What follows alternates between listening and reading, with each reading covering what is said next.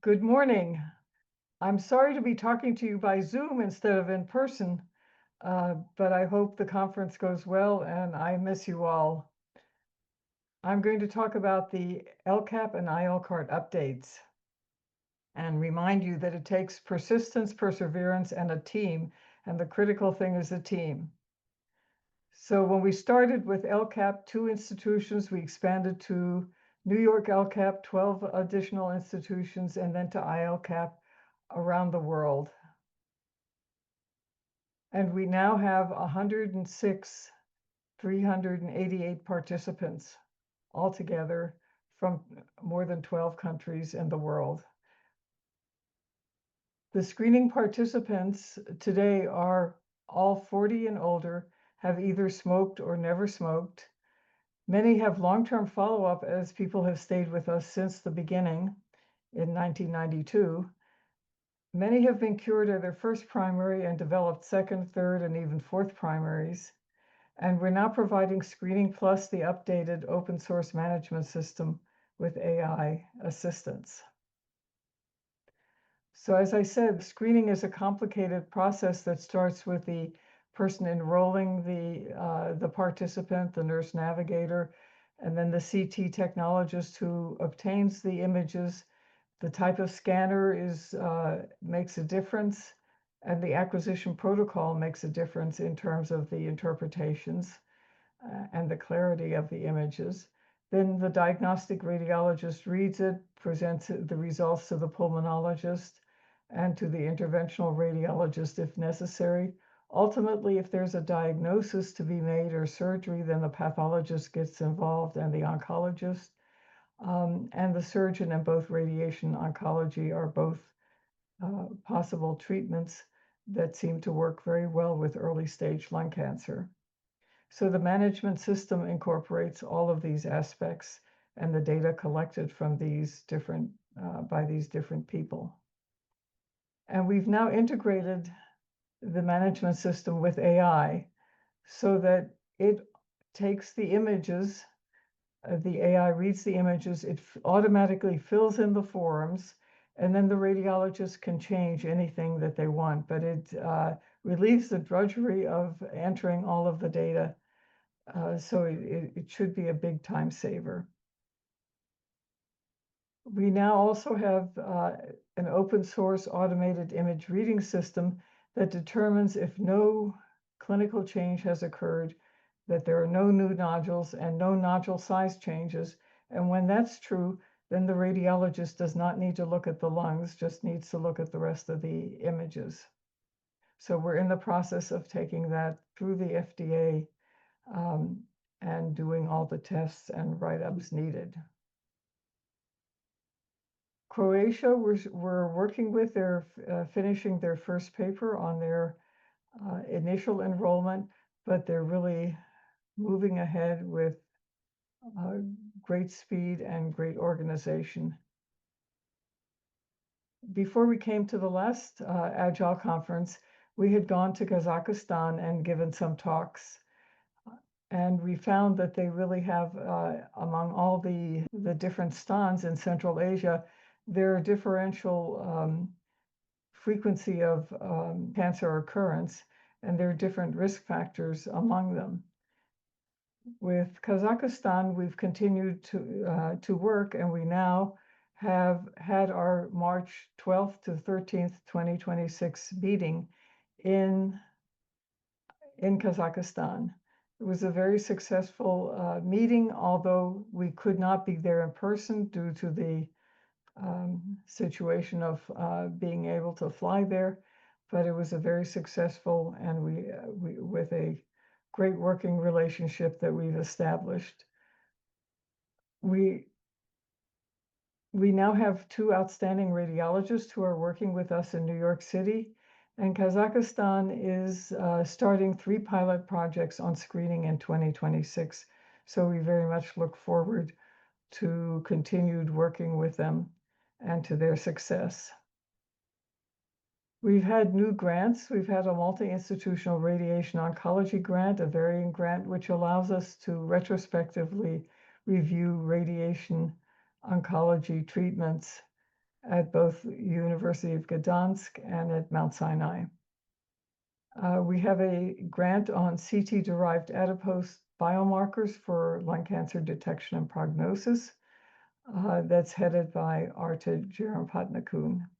And then we have multiple projects with Siemens. Publications we had talked about last time. We have the emphysema baseline publication with its long-term follow-up. And we have the I-ELCAP coronary artery score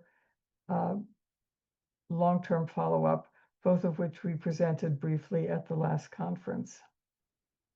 We now have several manuscripts under review. There's central lobular emphysema progression, predicts CAC's progression during 18 years of follow-up. So the relationship between emphysema and coronary artery calcification scoring. Then we have cystic lesion categories in lung cancer screening and interreader variability. We have another paper on the perceived magnitude of the lung cancer screening benefits and its role in participation. We have a paper on centralized shared decision-making in lung cancer screening, unexpected consequences, and then mediastinal lymph node segmentation on low-dose CT using convolutional neural networks, and the AIRS project, which you'll hear more about from. We are working with Latin America and Africa in extending screening to those countries. And I want to remind you that when we started, the imaging was very different. It was 12 CT images on one piece of film. It took 2 pieces of film to look through the entire body, and now we have giant monitors to review. But these monitors and the precision that they provide, or the CT scanner provides, is still misunderstood. Here we have one object, a pearl, that's imaged within seconds apart, and we see how differently the CT image reconstructs these 2 images. And in fact, it shows a 44% change, which would mean a malignant growth rate. So we still have to continue working with standardizing and assessing the measurement accuracy, which we do with a phantom shown on the right that you ideally would scan every time. In the future, we would scan with every patient and every scan to get more accurate assessment of change. And over time, also the CT scanning performance changes. It gets better and better, as we see in the images here with a projected image in 2034. So the details of the scanning acquisition and the measurement accuracy is a key component that we continue to work on. We will also talk about the CT as an annual health check, which means that we want to assess the change in all of these organs over time, and you'll hear more about that. IELCART is the Initiative for Early Lung Cancer Research on Treatment, and we know the research objective is to advance the knowledge about optimal treatment of clinical stage 1 lung cancers, because there are not that many available in the literature or in any institution. This is an ongoing grant from 2016 to 2027. As of now, we have a total enrollment of 3,386 participants, so it allows us to really refine the comparisons within stage 1A, 1B, and 1C, as well as radiation therapy with surgery.